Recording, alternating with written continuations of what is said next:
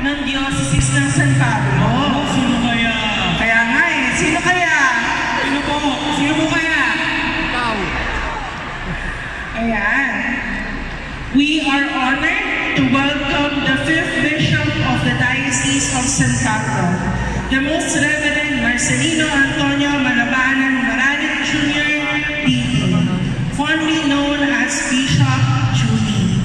Born in Manila on May 18, 1969, he was ordained a priest in 1995 and became a bishop in 2015. A scholar, teacher, and pastor, he has served in various capacities in the Archdiocese of Lipa and the Diocese of Boac, where he became known as the Obispo Ciclista for his unique pastoral visits by bike. On November 21, 2024, he was installed as Bishop of San Pablo, bringing with him a vision of love, hope, and communion with the people he serves. Again, let's give a round of applause to Bishop Judy.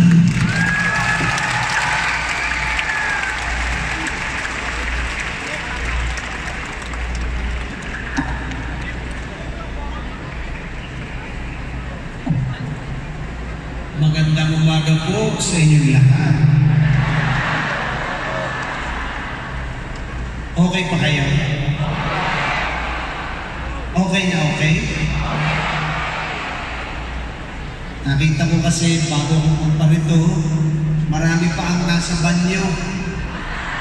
Mga naihi pa, Kaya medyo mag-antabay-antabay tayo. Baka mamaya ay nagsisimula na ako. Biglang dumating at sabi, anong sabi? Una po, ako po ay taos-pusong nagpapasalamat sa inyong lahat. Dahil kayo po ay mga lingkod natin sa simbahan and very specifically sa gawaing pangliturhiya. So una, yun muna, bago ako magbigay ng kahit anong talk, ang gusto ko muna yung pasalamatan kayong lahat sa inyong pagbibigay ng inyong mga sarili sa paglilingkod. Palakpakan po natin ang bawat isa. Pangalawa, ang iniisip ko tuloy, ano kabaga ang sasabihin ko sa mga ito tungkol sa pag-asa, gayong ang ganda na ng sinabi ni Father Reggie tungkol sa pag-asa. Nilinaw na niya kung ano yung dapat tingin natin sa pag-asa. Di ba? Narinig naman ninyo, sabi niya, lahat tayo'y umaasa. Anong pinagkaiba ng dapat na meron tayong pag-asa? Kung kanino tayo umaasa? Kay Jesus. Tuloy nisip ko, sino pala ito? Di ba kayo mga lingkod ng simbahan? Hindi lang. Huwag niyo kakalimutan to, ha? Dahil kayo'y liturgical ministers, sa inyo dapat pinakamalinaw na kayo'y lingkod hindi lang ng simbahan, kundi kayo'y lingkod ni Kristo. Ay, isipin niyo, sabi kanina ni Father Reggie, kanina tayo umaasang tunay kay Kristo. Eh kung siya ang pinaglilingkuran ninyo, ano dapat kayo? Kayo pala dapat. Hindi ba ako dapat na ito? Sino may hawak na itong sound system? Dapat ka nakatigil lang ako. Hindi pala pwede dito ang concert. Kung gano'n ang katotohanan, ibig sabihin, kayo din ay lingkod ng pag-asa. Si Kristo kasi ang pinagtutuunan ng pag-asa nating lahat. Pero, kung yun ang katotohanan, ibig sabihin, kayo din dapat, bukod sa may pag-asa, ay tagapagdala din ng pag-asa ni Kristo. Nakita niyo? Yan kayo. Kaya nga, ang aking inihanda na parang reflection, pagninilay sa inyong lahat, ay yung paglilinaw sa inyo kung sino kayo at kung ano talaga ang dapat meron kayo para manatili sa pag-asa at magdala ng pag-asa. Ulitin ko yun ha, manatili sa pag-asa at magdala ng pag-asa. Bibigyan ko kayo ng isang kwento, pero hindi ito sa Laguna. Dahil ako naman po ay 5 buwan pa lamang dito sa ating diocese. Nung ako po'y nasa Batangas, ako po'y nagmisa sa Patay. At nang magmisa ako sa Patay, may isang lay minister, Eucharistic minister, ang naglilingkod doon. Kasama ko sa misa, tinanong ko pa nga siya, brother, pang ilang misa mo na ito? Kahit di naman siya nagmimisa. Sabi, pang ilang misa mo na ito? Sabi sa akin, Father, 3 na nga ako eh. Bak, kasi pag mo naman. Di nagmisa kami. Pagkamisa, nung kami nasa sakristiya na ako'y nagbibihis, siya'y nag-aayos ng gamit, nakita ko po si brother ay lumuha.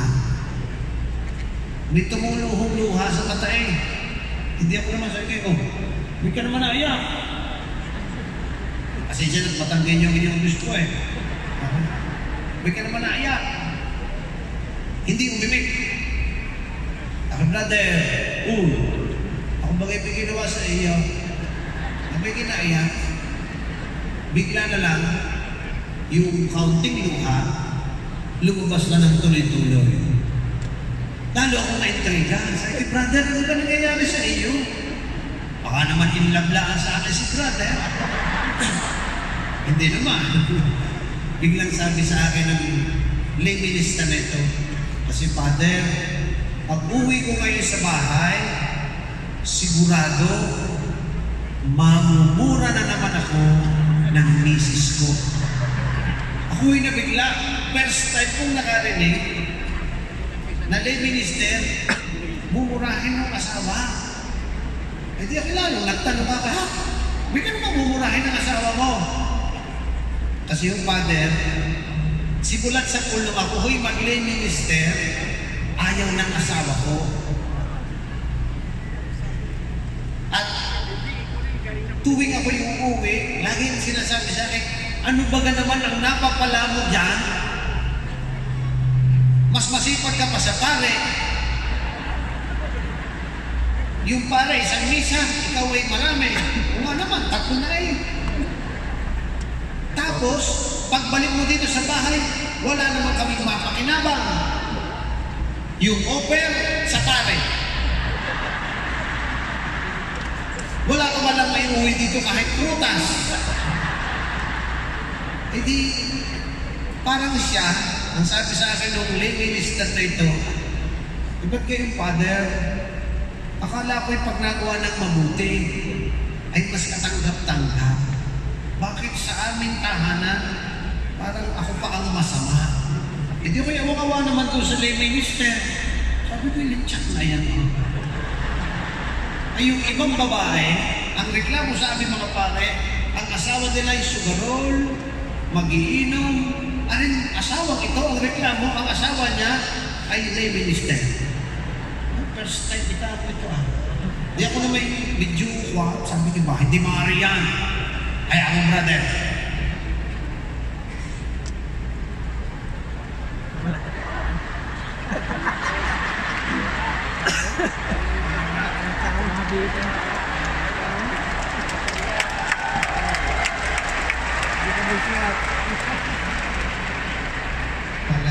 Palagay ko, narito yung asawa ng lay minister. Nasa ng sound system dito. Sino may hawak ng sound system? Baka narito yung asawa eh. Sabi ko doon sa lay minister, dahil may nag-alay ng mga prutas doon sa misa eh, nagpatay. Doon na may kayo doon sa Batangas, may nag-aalay pa ho kahit patay na. Ay sabi ko doon sa lay minister, brother, iuwi mo. Yan mga alay na yan ha. At pagdating mo sa inyo, sabi mo sa asawa mo, Padala ni Father ito. So, yun ang nangyari. Pinauwi ko. Ang masaya niyan, siguro mahigit 1 linggo nakalipas, sa pagmimisa ko ulit ng linggo doon sa parokya, pagkatapos ko magmisa, may pumunta sa aking babae. Ito masaya, kaya alam kong baka siya nagpapatay nitong microphone. Pagkatapos ko sa misa, may nagpunta sa akin sa sakristiya at ang sabi sa akin, Father, anong sinabi mo sa asawa ko? Ha? Anong asawa mo? Yung asawa ko mong naglilingkod ng ano dyan sa iyo. Ha? Bakit? Isipin mo ang sabi sa akin eh. Ikaw ha? Ako na nga naglilingkod sa Diyos. Ayaw ka pa? Sige ka. Baka mapunta ka sa impyerno. Nga, ngayon ko narinig yung asawa kong sumagot sa akin. Ano sinabi mo? Ha? Ikaw akin wala akong sinabi. Ang sabi ko, iuwi mo lang yung alay. At ang sabi ko, sabihin sa iyo galing sa akin. Alam niyo mga kapatid, totoong nangyari ito ha? Ang aking tuloy isip, ano na nga nangyayari sa mundo? Na pati yung naglilingkod na ng mabuti, ay siya pag itong minsan hindi maunawaan at minsan siya pa itong ang tingin ay mali ang ginagawa. Ang problema ko hindi yung nakakakita nila, ang problema ko ay kayo. Bakit? Baka mamaya kayo mismo ay nang hihina na ang loob. Dahil kahit saan ko dalhin, hindi ko makita sa lupa ha, kung anong tunay yung pakinabang dito. May napapakinabang ba kaya? Ha? May binibigay ba sa isip, Father? Wala pala eh. Pag ba kayo lay minister, gumaganda ang negosyo nyo, dumadami na bili. Kung kayo kay lay minister, natawa ko na sa isang lay minister na tumakbong mayor eh. Lalong natalo. Masama palo oh. Sabi, ako pa may likod ng likod sa simbahan. Ba't ako hindi nanalo? Kaya dapat hindi ka tumakbo eh. Ay, kasi baka akala nyo ha, kapag ipakinabang, sa dami ninyong tinutulungan magkumunyon, hindi naman kayo pag nag-aabot ng komunyon, ibubuto mo ako. Ibubuto mo ako. Ang sinasabi nyo, katawan ni Kristo. Di ba ka? Kaya, kung ako sa inyo, kay tatakbo. So lagi kong iniikot sa utak ko, ay ano ba ito pinapakinabang ng mga ito? Kahit sa kutalhin, sa lupang imapang, parang wala na. Parang wala. So ano ngayon ang nais ko sanang mabigyan diin sa inyo? May babasahin ako sa inyo sa sulat ni San Pablo Apostol, Kabanata 16, mga talata 13 hanggang 14. Hindi ako naghanda ng slide dahil gusto ko yung mukha ko ang nakikita ninyo. Ang sabi ni San Pablo sa mga taga-Korinto, ha? Pakinggan niyo mabuti. Maging handa kayo at magpakatatag sa inyong pananampalataya. Maging matapang kayo at magpakatibay. At ang lahat ng ginagawa ninyo, gawin ninyo ng may pagmamahal.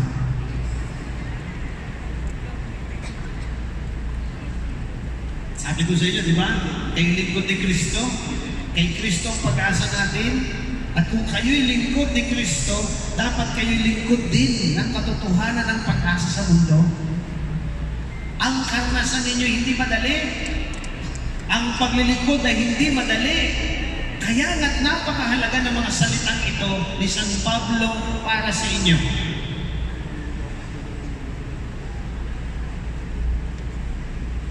medyo mahirap talaga ang maglingkod. In fact, yung konteksto kung ba't sinulat ito ni San Pablo yan ha, hindi San Pablo Ermitanyo ha, San Pablo Apostol. Sinulat niya ito sapagkat yun ang kanya mismong karanasan. Puntahan ninyo yung ikalawang sulat niya sa mga taga-Corinto rin. Ano sabi niya doon? 5 beses ako hinagupit ng 30 siyam. Ano kayo? Pinahirapan pa ako sa mathematics eh. 30 siyam na hagupit, pero 5 beses pa kinulit. So, iisip na, kung itsura ng likod ni San Pablo. Bukod doon, ano sabi pa niya? 8 beses akong binugbog, binato, at sinabi pa niya, 3 beses pa akong nabahura ang bangko, 2 araw akong nasa gitna ng karagatan. Lahat yun, kanyang karanasan. Patuloy niya pa sinabi, walang tigil ako sa paglalakbay, panganib kung saan man, nagpagod, walang tulog, nagutom, nauhaw, nilamig, at nawalan ng damit. Ano yun? Yun dahil siya ay naglingkod at sumunod kay Kristo. Panahon pa ni San Pablo yun, ha? Kung babalikan natin ang inyo, minsan ay yan din ang katotohanan nyo. Hindi naman siguro kayo binubugbog, ano? Pero, hindi nga ba minsan, yun ang pakiramdam. Bugbog sa chismis, bugbog sa pagdududa ng iba, bugbog minsan na naglilingkod ka na ay napapagalitan pa. Bugbog minsan sa mga katotohanan na kayo'y meron dapat sanang ibang magandang gawin, pero inisip niyo pang maglingkod muna. Kaya minsan, tinan niyo, yung asawa galit sa iyo, o minsan baka mamaya anak ninyo nagtatampo. Bakit? Kasi inuna muna ninyo ang paglilingkod. Nariyan din na minsan, pera nyo na sa bulsa, gagastusin nyo pa. Nung ako po'y nasa Marinduque, minsan po, ako ho kasi pag nagre-renew ng lahat ng lilingkod simbahan, binabasa ko ang lahat ng sulat. Lahat ng mag-re-renew, kailangan gumawa ng sulat ng request sa obispo na sila i-re-renew. Pareho yan, lector, Eucharistic minister, choir, salmista. Ako ho, masipag ho ko magbasa. Binabasa ko isa-isa. Ay minsan ako binabasa isang lay minister na mayroong request. Nakalagay sa sulat niya, sana po ako po'y payagan niyo po muling maglingkod sa simbahan. Tapos may lagay, P.S. Bishop, baka naman may extra kayong sapatos. Nakalagay din naman ang dahilan, sapagkat yung kanyang nilalakad daw, papunta doon sa pinaglilingkod ng simbahan ay malayo, wala siyang sasakyan, ay yung kanyang sapatos daw ay butas na ang ilalim. Di ako medyo yun. Tinawagan ko agad yung pare. Oh, yun kayo? Sino ka ito? Di ko naman kilala personal eh. Ay, sinabi naman sa akin yung pare, ako ba siya? Malayo-layo din nga ho yan. Ay, pero yan ho, lagi, paglinggo, siya ang pinakamaaga. At paglinggo, siya ang pinakahuling umuwi. Ay, di ko, paano na tayo dito? Tinanong ko ngayon yung pare, anong size na paa niya? Ay, mas malaki din sa akin. Kapag ako, hindi ko naman pwedeng bigyan ng sapatos ko. marami naman ako sapatos niya. Hindi kakasya sa kanya. Alam niyo ginawa ko? Ibinili ko ng bisikleta. Wala akong biro yun. Pero second hand. Hindi pa kaparan nyo. Akala nyo second hand. Naghanap ako ng nagbebenta ng bisikletang second hand. Binili ko, ibinigay ko. Kaya ko huy natuwa nung inilang ko. Nakarinig na kayo? Ay suspino ko. Ako'y kanina umiimik. Hindi pala ako nakarinig na mga naraw. Wala sinasabi ko eh. I love you all. Hello. Uulitin ko ba lahat? Aba naman. Yan ang rinig nyo din ako dyan? Hey fans! Hey fans! Ayan, okay, rinig na. Kaya pala naman hindi nag-react yung mga narinig kanina. Wala pa rin kayo? Ha?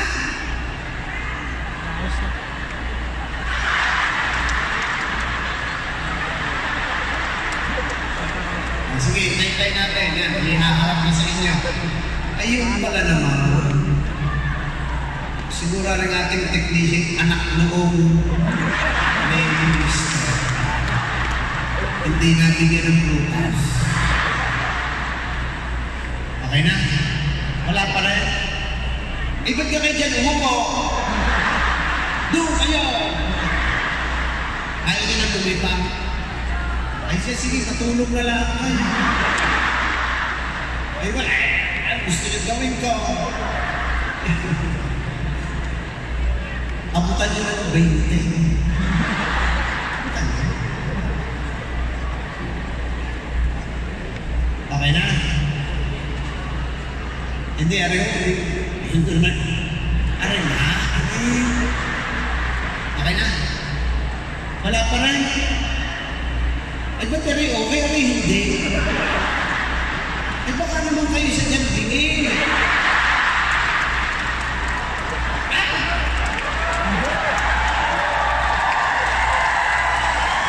Ay okay. Alam, bahala kayo sa buhay niyo dyan. Nakalagay ako. Okay yan. Nagulo na ako eh.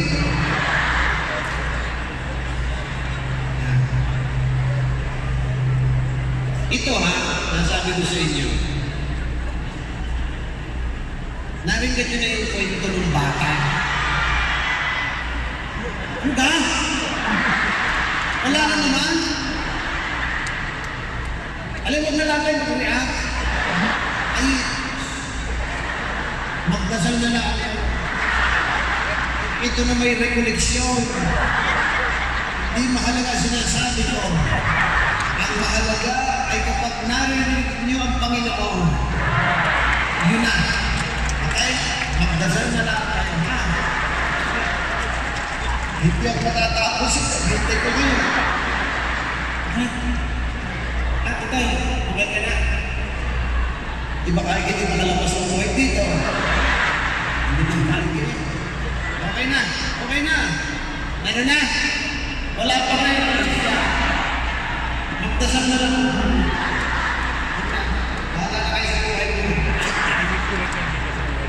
Okay.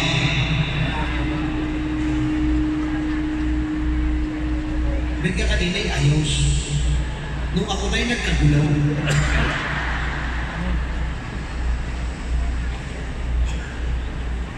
Aray ha. Tanyo, sinusubok tayo ha. Ganyan talaga eh. Pag may mensahe, kasi mawawala. Pero mahalaga nga, ay kayo'y nakikipag-usap kay Lord. Kaya mas mahalaga yung kasi sinasabi ko. Pero gayon pa man, naringgan niyo na kayong kwento ng bata na may bagong bisikleta na sinubo ng kanyang inang bumili ng suka. Hindi niyo pa narinig? Okay. May bata, bagong bisikleta, sabi ng ina, Tutoy, punta na ikaw sa palengke, bumili ka ng suka. Nagpunta naman yung bata, kasi pa, Pagdating ng palengke, nagmamadali, pumasok sa loob ng palengke para bumili ng espesyal na suka. Kaya lamang yung bata, habang patakbo, napaisip. Ang sabi niya sa sarili niya, nako, nalimutan kong ikandado ang aking bisiklitang bago. Ipalengke. Ang kanya gantisin, baka manakaw. Tuloy, ang sabi ng bata habang natakbo yung nagsangalan ng Ama, ng Anak, ng Espiritu Santo, ang sabi, Lord, pakibantay po ng bisikleta ha. Pag ako po'y paglabas ko, ay nano pa ang bisikleta. Pangako ko po sa inyo, bago ako umuwi, dadaan po ako ng simbahan para magpasalamat sa inyo. Ay di, bumili ng suka. Paglabas ng bata, ang bisikleta, kung paano iniway, naroon pa rin. Sabi mo, Hallelujah, praise the Lord. Panginoon, salamat po. Binantayan yung bisikleta ko. Kanya na nga ako, nagbisikleta, bago umuwi sa bahay, dumaan mo ng simbahan. Pumasok ng simbahan ng bata, lumuhod sa harapan. At ang sabi, Panginoon, thank you. Talagang kalina, makabuti. Mula sa araw na ito'y ako'y magsasakristan. Paglabas ng bata, wala na ang bisikleta. Yan. Ang sakang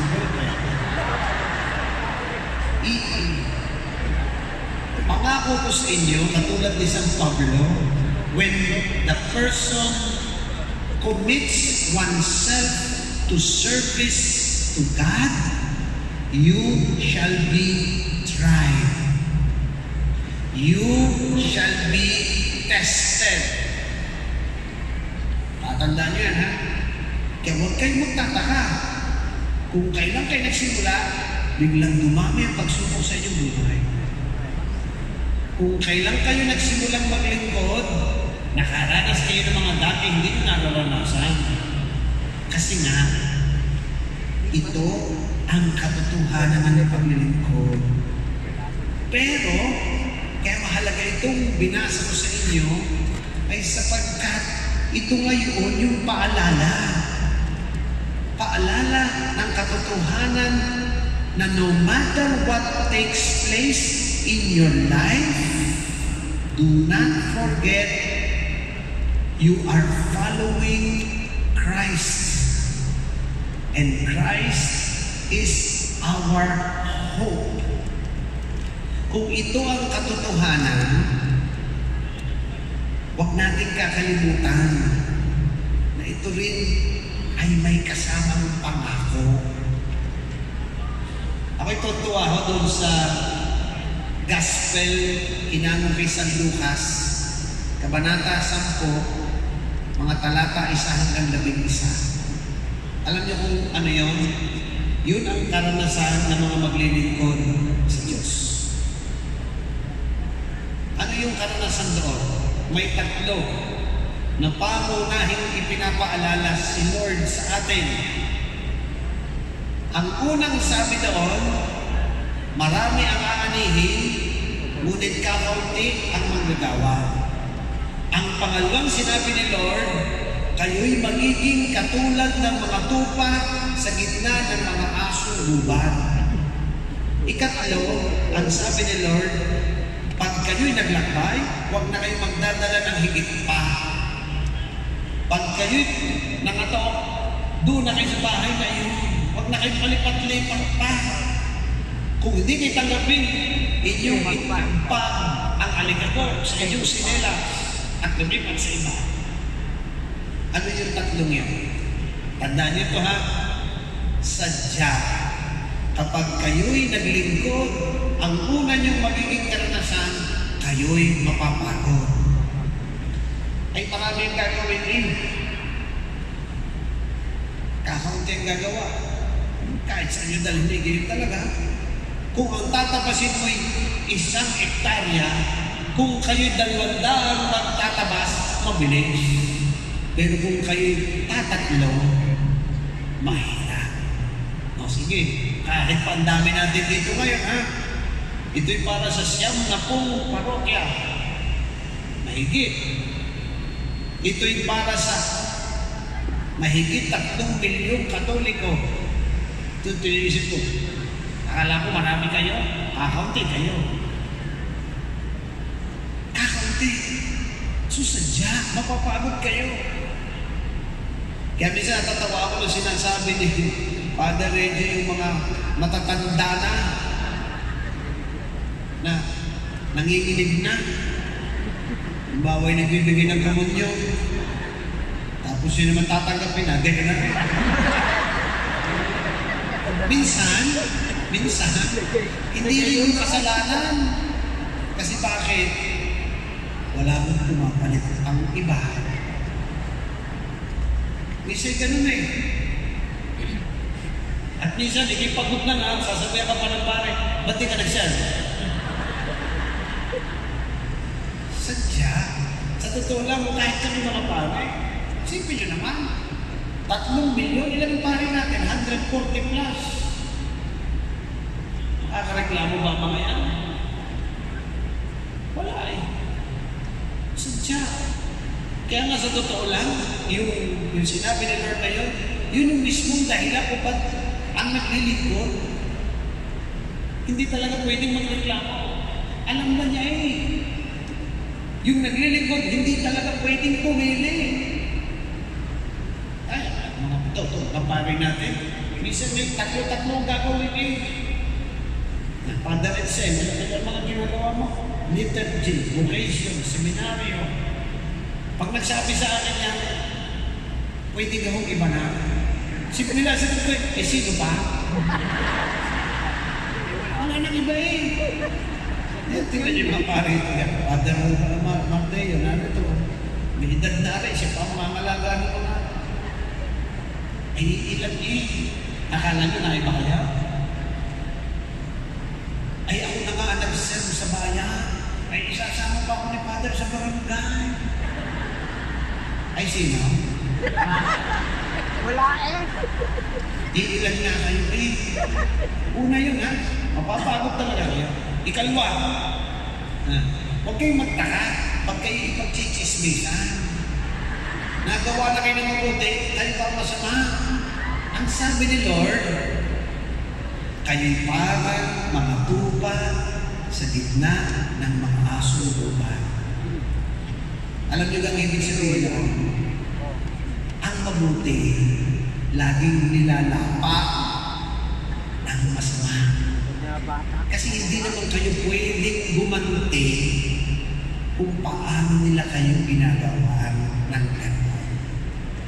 Hindi pag kayo siniraan, ang sagot ko sisiraan mo din sila. Hindi ka lingkod. Ang pangatlo, sadya, sa paglilingkod, hindi kayo yayaman. Mababawasan pa nga eh. Di ka? May butaw pa. Libre na nga ang trabaho. May butaw pa. Isadya. Kanina na, bakit ang mga MBG? Ako, love na love ko MBG. Nanay ko kasi MBG. Tumalakbat ang mga MBG. Tumambling ang mga MBG. Hindi na kaya. Ako ay very close MBG, ang nanay ko MBG. Pero alam na alam ko eh, merong mga minsan moments na pag nakita ninyo ang kalagayan ng inyong mga parokya na halimbawa yung kalis. Ito, naging karanasan ko pati sa buwak. Yung kalis, madumi na sila na ang nagpupusa na sasabihin sa pare, dahil ang pare hindi nga na nagpupusa na, ay sinasabihan nila, Father, kami ho'y luluwas papuntang Bulacan. Dali na ho natin ang ating mga vessels at aming ipatutubog na ho. Tuwa naman siyempre pare, dahil nagpusa, ay di sasabihin ng pare, sino ho magbabayad?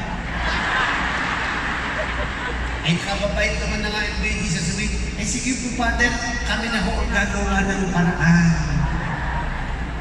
Sagot naman ng pare, yes!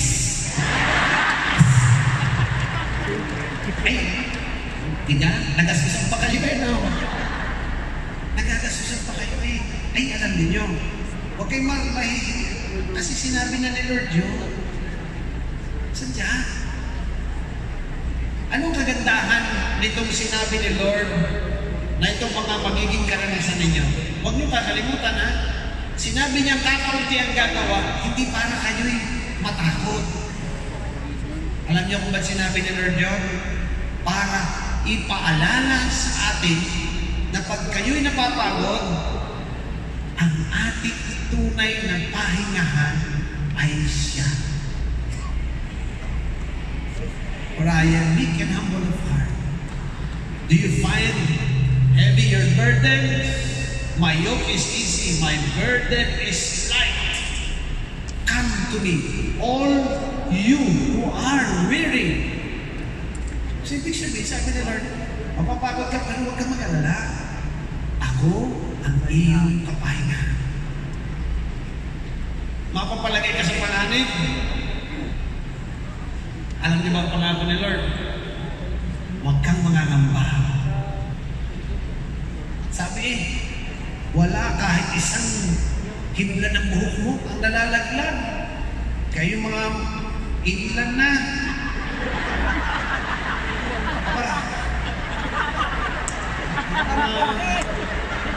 Isipin niya, akong tatanungin ninyo, kayo tatanungin ko. Oh.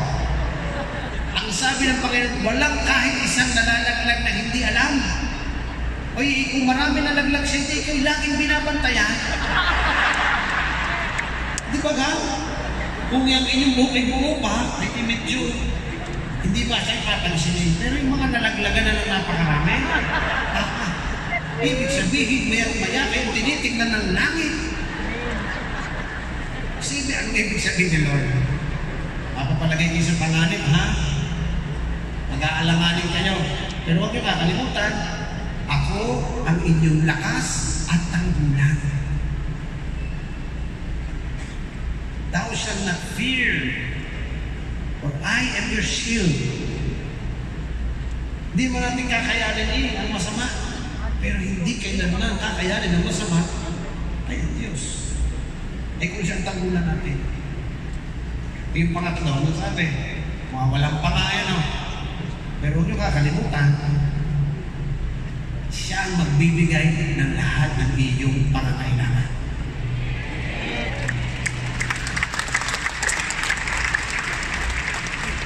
So kahit saan ko dalhin, alanganin ano, pero malinaw pa rin.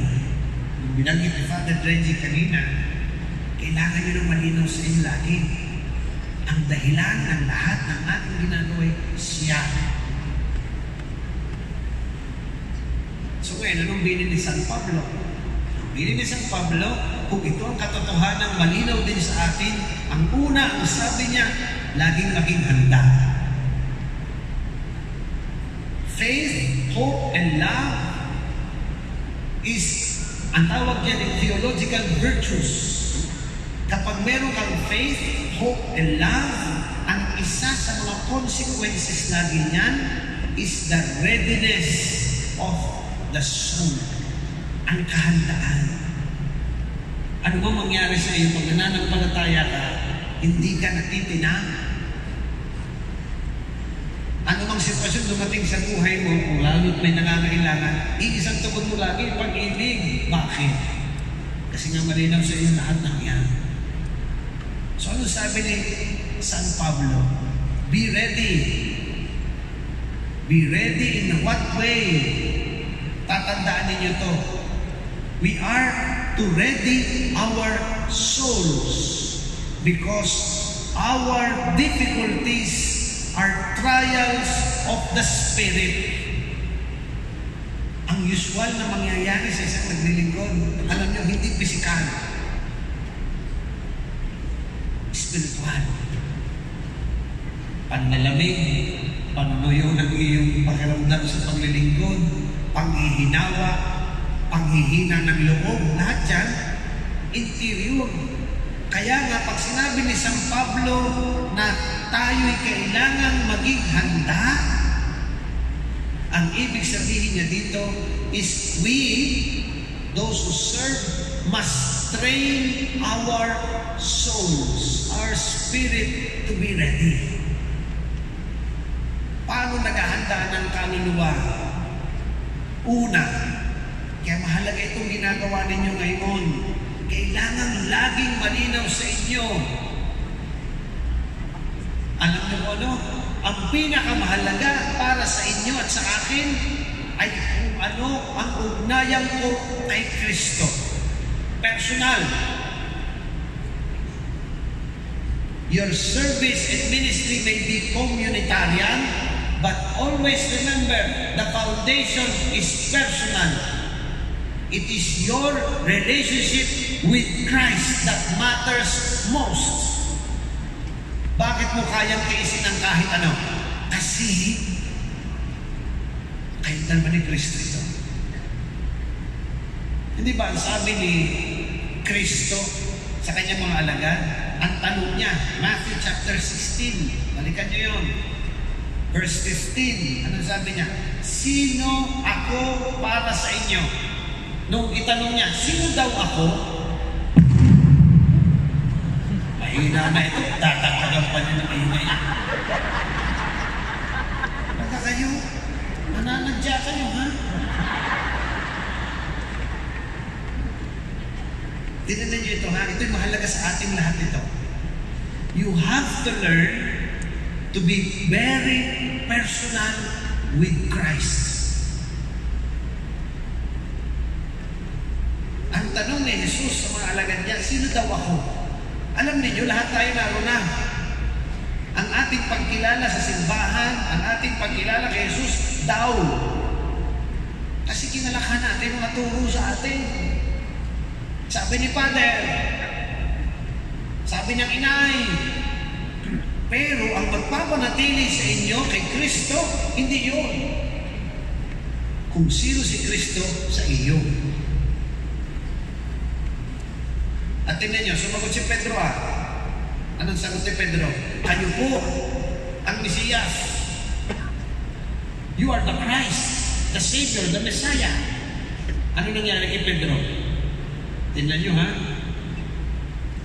Luminaw kung sino siya.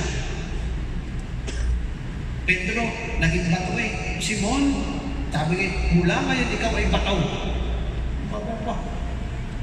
Luminaw kung sino siya. At di lang yun. Luminaw ang misyon niya. Binigyan siya ng susi ng langit at lupa. Subukan ninyo. Deepen your relationship with Christ. And I assure you, you will find clarity ng misyon mo at kung sino ka talaga sa ating ng Diyos. Yung pagiging lay minister hindi problema. Dahil nilinaw sa'yo kung anong ibig sabihin nito. Una, deepen your relationship with Christ. Tandaan niyo yung nag-usap si Cristo at si Pedro nung after the resurrection. Anong tanong ni Jesus?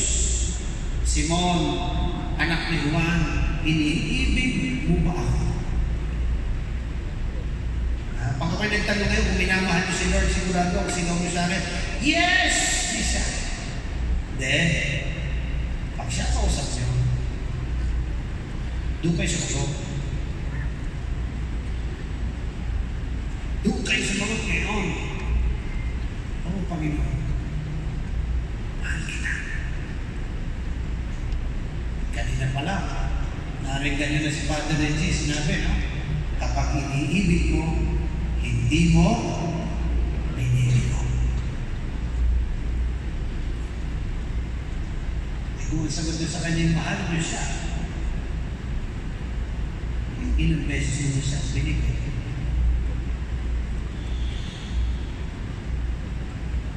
To deepen one's relationship with Christ, we need the grace of God. But God asks from us the effort to constantly live in His presence. Yun ang salitang contemplation. Contemplation. contemplare. To contemplate. To be a contemplative. Hindi yun yung nagtatago sa isang monasteryo. Ang contemplative is the person who constantly is aware of the presence of God in one's life. Yun ang tanong. Di ba kayo nalulungkot sa nangyayari ngayon sa Pilipinas? Nagmamaneho lang, nagpapatayan pa. Sunod-sunod, ang daming barako sa mundo. Motorsiklo, magsusuntukan pa. Alam niyo ba ang nangyayari sa atin ngayon? Ba't nangyayari ang mga ganyan? Because people are forgetting about God. We are distracted by so many things, by so many images, that the first one we forget is the one who is most important. God. Ay kayong lingkod, tayong lingkod, yun din ang gagawin sa ating tukso ng demonyo. Kasi isipin nyo, kayo mag-aabot ng katawan ni Kristo pero hindi mo naalala si Kristo hawak mo. Hindi mangyayari ngayon sinasabi ni Father Reggie kanina. Nag-aabot ka ng katawan ni Kristo, galit ka. Aka ni Kristo, kamay. Kasi si Kristo hawak mo. Diba? Diyo, mag-iingatin ko kayo, ha? Kahit sa mga pare, minsan ako'y lungkot na lungkot pag alam ko, halimbawa, wala naman sigurong mali siya, kaya lang nalilimutan niya kasi Jesus. Ay nangyayari minsan, halimbawa, nagdala ng komunyon, labis, ay nakapamalingki na, nakapunta pa sa bahay, nanadala pa rin yung komunyon. Nangyayari po yan, ha? At kahit kami mga pare, meron na akong kinorek, hindi dito sa Laguna, ha? Nabutit may isang inay na nagsabi sa Bishop, dalawang araw na po si Lord sa bag. Ha? Ako yung bigla niyong sabi sa akin, ano? Si Lord, nasa bag ko. Tama din naman niya kasi hindi nagturo ng simbahan, si Jesus yun. Ay hindi pala kinukuha ng pare doon sa bag. Nalimutan, 2 araw na. Ay di sabi nung ale, MBG, Bishop, 2 araw na si Lord sa bag. Ay di ako tumawag sa pare, Father, hindi ko lang kung tunay ha, pakitingin niya. Alin po ba, Bishop? Yung bag mo daw na ginagamit sa misa, naroon pa, Panginoon. Uy, ano yung panghingi ng tawad ng pare? Pero Bishop, naroon pa nga ako, nalimutan ko. Sipin niyo yun. Ang malimutan mo si Lord. Hindi naman nalimutan ng stipend.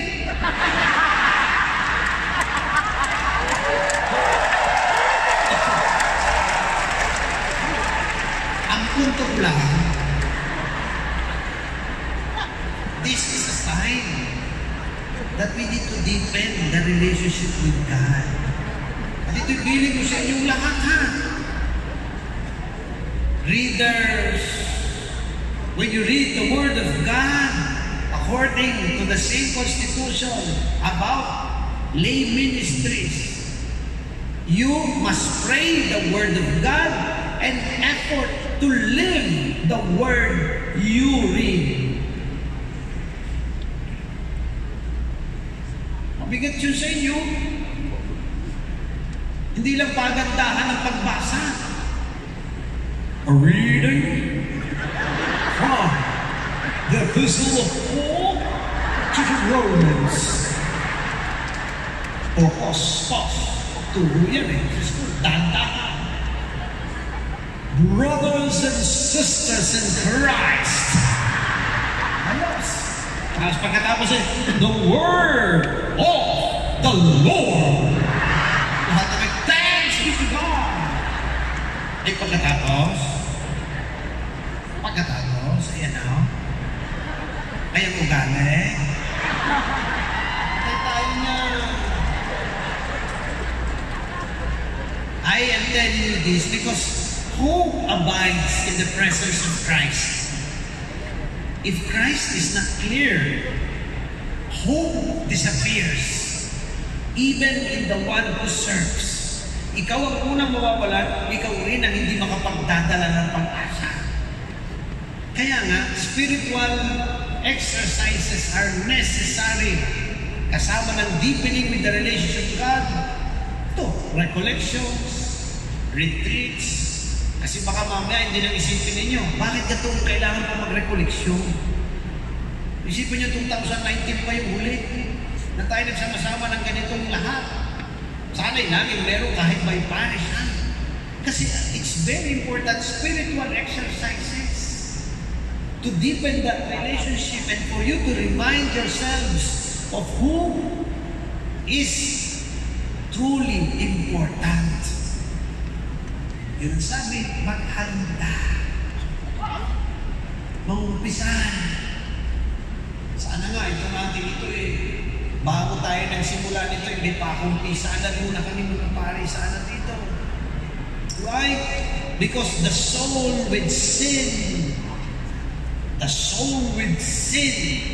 tanda na, ang kaluluwang may kasalanan, hindi makatatagpo ng kaagarang pagkapit sa katotohanan ng presensya ni Jesus. Because there will always be an obstacle.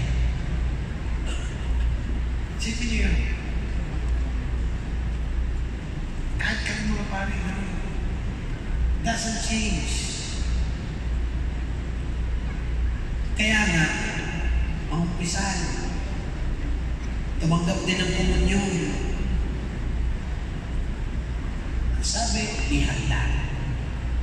Ang sunod na sabi ni San Pablo sa atin, maging matatag, maging matapang, at maging matibay.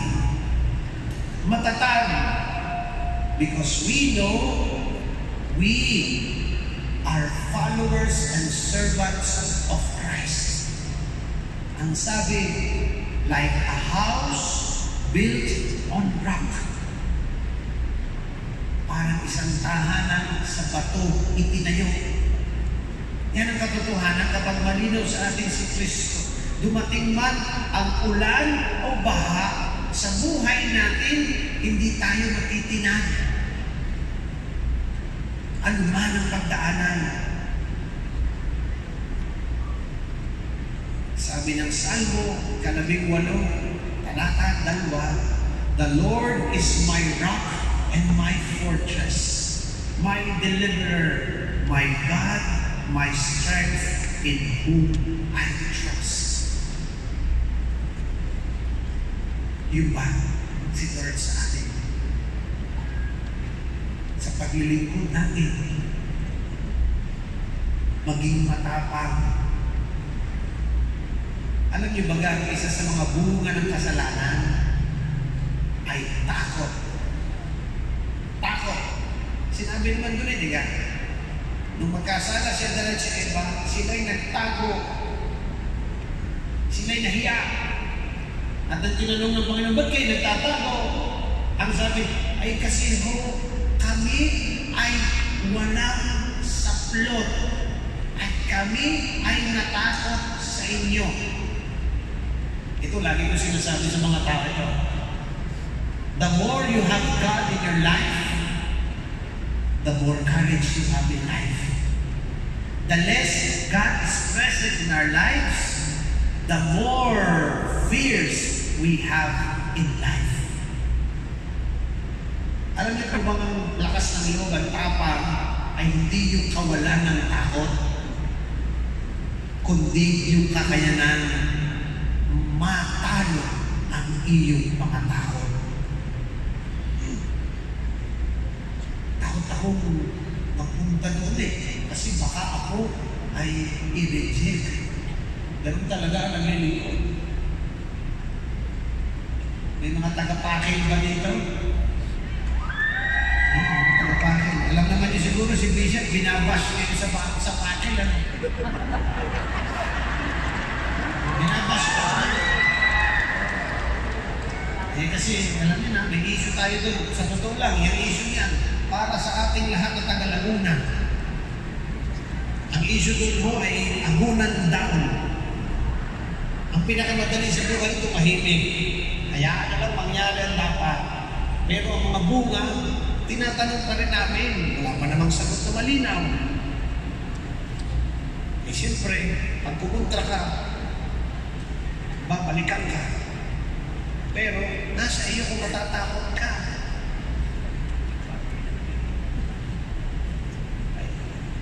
Ay kung ang ginagawa mo'y tama at mabuti, anong dahilan mo para matakot?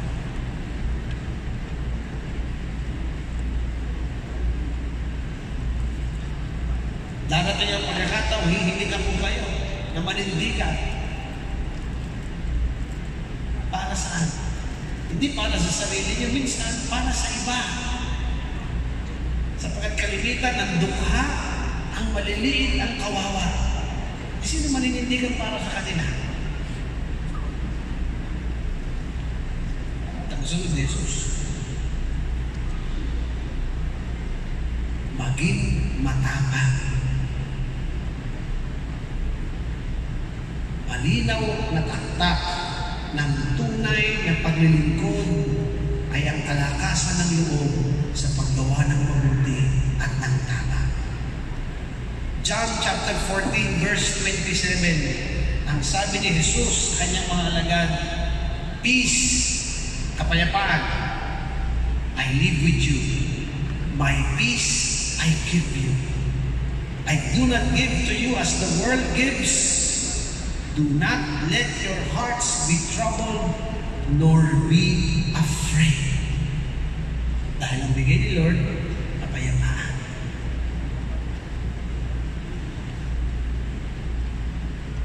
Ang sunod na sabi sa atin, maging matibay. Stand firm. Stand firm. Kahit pa nanginginig na ang inyong mga tuhod,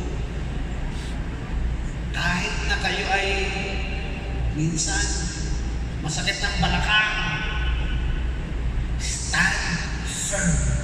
What does standing firm means? That you remain to stand as a symbol of faith, hope, and love. Kasi yun ang hiling sa atin ng Panginoon, manatili kang matibay. And last, ang sabi ni San Pablo, do it all with love. Gawin niyo ang lahat ng ito ng may pag-ibig. Ay pag binasa ko sa inyo kung anong ibig sabihin ng pag-ibig, ang sabi kay San Pablo sa unang sulat sa mga taga-Korinto, Kabanata 13, ito'y naririnig niyo lagi sa kasalan. Ano sabi? Ang pag-ibig ay matyaga. Ang pag-ibig ay magandang loob. Ang pag-ibig ay hindi mainggitin. Ang pag-ibig ay hindi mayabang, hindi nagmamataas. Ang pag-ibig ay hindi magaspang ang ugali. Ang pag-ibig ay hindi makasarili. Ang pag-ibig ay hindi magagalitin. Ang pag-ibig ay hindi mapagtanim ng sama ng loob. Ang pag-ibig ay hindi natutuwa sa masama. Ang pag-ibig ay nagagalak sa katotohanan. Ang pag-ibig ay matiisin, mapagtiwala, puno ng pag-asa, nagtsatsaga hanggang wakas. Doon pala, kung lahat ng ginagawa natin ay pag-ibig ang dahilan, mga kapatid, magtsatsaga kayo. Kung pag-ibig ang dahilan natin, hindi kayo maiinggit.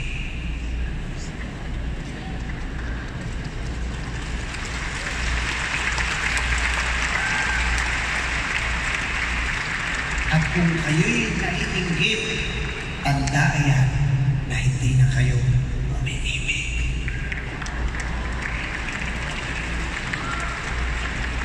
Bakit siya malapit kay Bishop?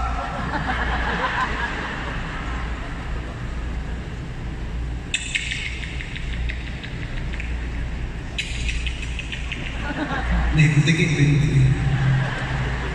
Ay, kung pag-ibig ang ating dahilan, hindi mayabang. Hindi natin kailangang ipagyabang. Nakalungkot, di ba yung sinabi ni Father Reggie, na kung sino pa tayo minsan naglilingkod, tayo pa yung minsan nagiging dahilan para yung iba hindi makalapit sa Diyos. Hindi magaspang ang ugali.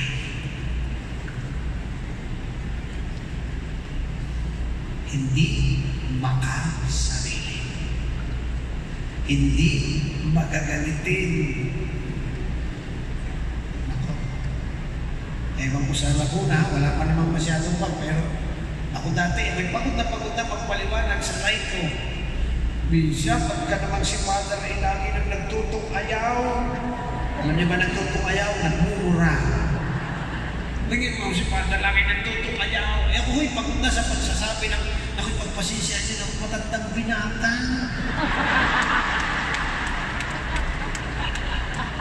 Mahirap po talaga yan eh. Ba't ka lagi na lang umay tamol? Bakit pagpasensya na? Walang lang. Ay, may isip dapat pala hindi nagsasabi nung bakit. Kasi dapat kami, ang malinaw, na kami in love.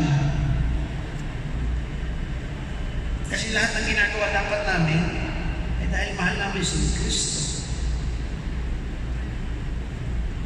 Naisipin ko, ang mahal ko ay si Lord, pero ikaw ang masama ang ugali. Paano yan?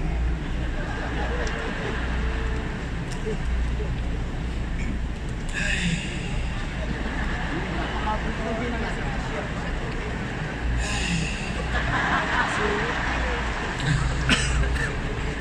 Kasama kayo daw. At pantapos ko, ang sabi ni San Pablo sa mga taga-Korinto, Kabanata 13, mga talata 1 hanggang 3. Pakinggan niyo mabuti ha. Makapagsalita man ako sa mga wika ng mga tao at ng mga anghel, kung wala naman akong pag-ibig, para ako kampanang umaalingaw lang o pompiang na maingay.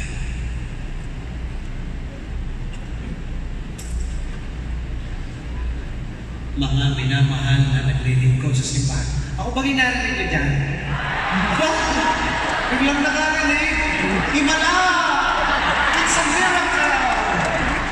Kanina kayo mga biging, ngayon kayo ay nakakarinig na. My goodness! Ipakita lang nito na isang araw na katulad nito ay may mga hibalang nangyari.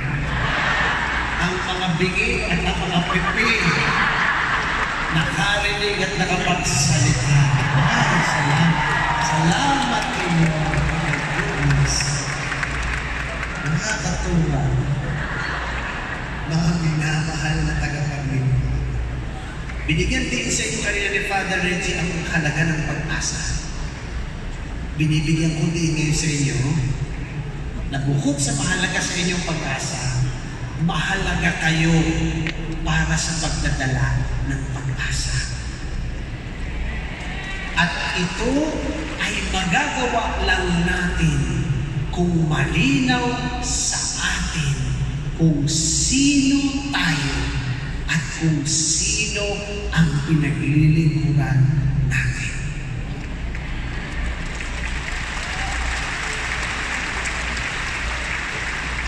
Malinaw ang sinabi sa atin ni San Pablo Apostol.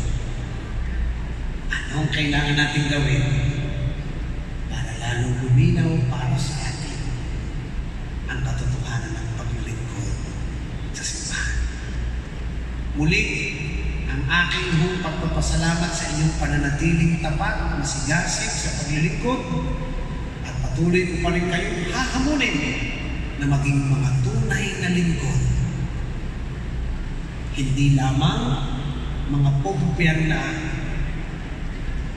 tumutunog o mga kampanan umaalingaw-ngaw, kundi mga tunay na tagasunod ni Jesus na nagdadala ng pag-ibig at pag-asa sa ating sambayanan. So again, maraming salamat po sa inyong panahon. Salamat po sa inyong Panginoon.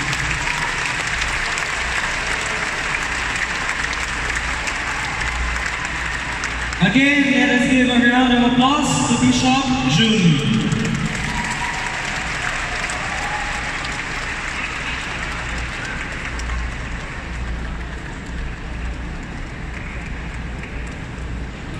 Ayan, so ang dami na nating natutunan ngayong araw na to, no?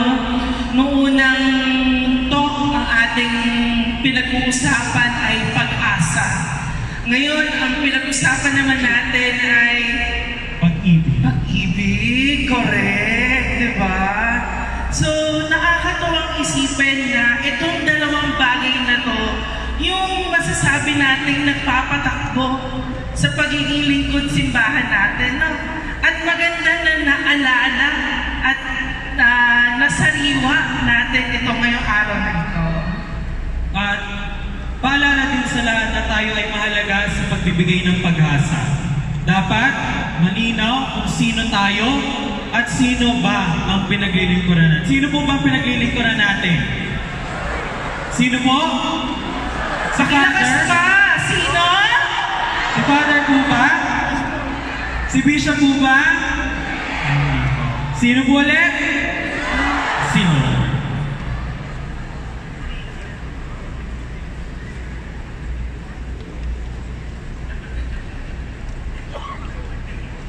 And now we are about to award the Certificate of Appreciation. Let me read the citation of the certificate. Diocese of San Pablo Diocesan Commission on Liturgy. Certificate of Appreciation. This certificate is proudly presented to Most Reverend Marcelino Antonio M. Maralit Jr., PD. In grateful recognition of your invaluable contribution as resource speaker at the first Lenten recollection for all lay liturgical ministries of the Diocese of San Pablo with the theme Via Salutis, Via Spe. Your profound insights and spiritual guidance have greatly enriched the faith and liturgical formation of our lay ministers, inspiring them to journey with deeper devotion and service in the liturgy of the Church. Given this 9th day of April 2025 at Del Rizal Coliseum, Calamba City, Province of Laguna. Signed, Reverend Father S.L. Ivan A. Ramos, Director of San Pablo Liturgical Commission. Let us give a round of applause to Bishop Julie.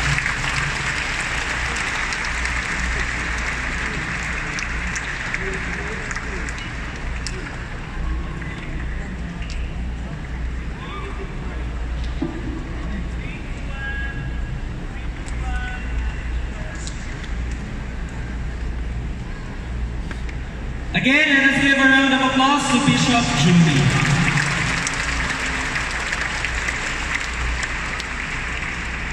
Tandaan din po natin na tayo ay lingkod ng pag-asa. At